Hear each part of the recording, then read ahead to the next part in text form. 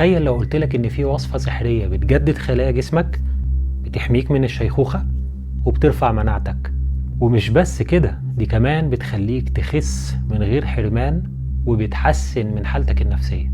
العالم كله النهاردة بيدفع ملايين عشان يوصل للسر ده، وسموه الصيام المتقطع، واكتشفوا بسببه ظاهرة أخدت جايزة نوبل في الطب سنة 2016.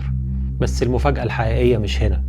المفاجأة إن السر ده موجود في ديننا وفي كتابنا بوضوح من أكتر من 1400 سنة، وللأسف كتير مننا بيعملوا غلط.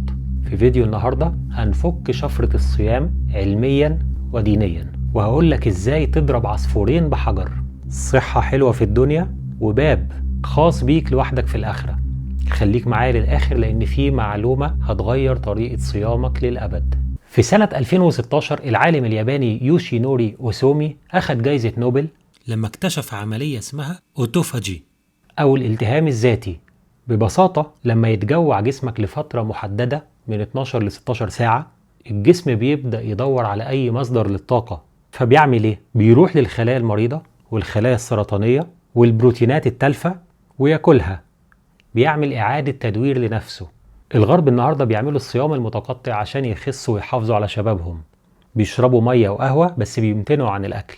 لكن الغريب إن الصيام الإسلامي اللي هو صيام جاف، أثبتت دراسات حديثة إنه أقوى بمراحل في تفعيل المناعة وحرق الدهون العنيدة، لأن الامتناع عن المية لفترة محددة بيزود تركيز الجسم في التخلص من السموم. يعني الديناميكية اللي جسمك بيمر بيها يوم الاثنين والخميس أو في رمضان هي حرفيا عملية صيانة شاملة لأعضائك. المعدة بترتاح من الطحن المستمر، والأنسولين بينزل لمستويات طبيعية، وهرمون النمو بيزيد أضعاف. وده اللي بيخليك تحس بخفة ونشاط بعد كام يوم من الصيام. طبيب العرب الحارث بن كلدة قال: المعدة بيت الداء والحمية رأس الدواء. والحديث النبوي الشريف اللي بيحط قاعدة طبية ذهبية: ما ملأ آدمي وعاء شرا من بطن، بحسب ابن آدم أكلات يقمن صلبه. لاحظت قبل كده انك لما بتكون واكل أكل تقيل بتحس بخمول وان عقلك مش شغال؟ العلماء اكتشفوا علاقة قوية جدا بين الأمعاء والدماغ. طول ما معدتك مشغولة بالهضم، الدم كله رايح هناك ودماغك في وضع خمول. الصيام بيعمل حاجة اسمها الصفاء الذهني أو mental clarity. لما بتبطل أكل، الجسم بيفرز مادة اسمها BDNF. دي بتنشط خلايا المخ وبتحميك من الزهايمر والاكتئاب. يعني صيامك مش بس بيصلح جسمك، ده كمان بيعمل إعادة تهيئة لنفسيتك ومزاجك. كل اللي قلناه ده فوايد دنيوية جميلة، لكن المؤمن الكيس الفطن هو اللي ما بيعملش حاجة بالرخيص. احنا مش بنصوم عشان نخس بس، دي نية جانبية. احنا بنصوم عشان دي تجارة مع الله.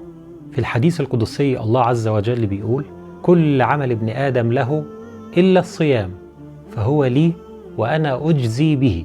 تخيل إن الصلاة والزكاة أجورهم معروفة، إلا الصيام أجره مفتوح ومفاجأة من الكريم سبحانه وتعالى.